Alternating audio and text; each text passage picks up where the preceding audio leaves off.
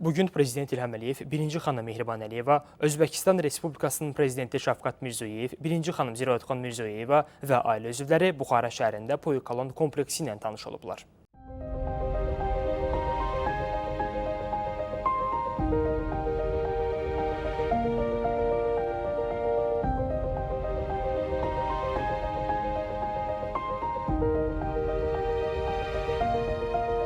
Bu kompleks böyüyün ətəyində mənasını verir. Onun əsas abidələrindən biri olan Kolon minarəsi 1127-ci ildə inşa olunub.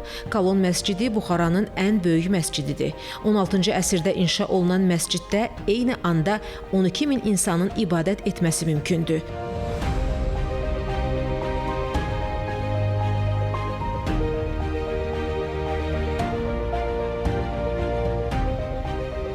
Kompleksdəki Miri Ərəb mədrəsəsi dini təhsil müəssisəsidir.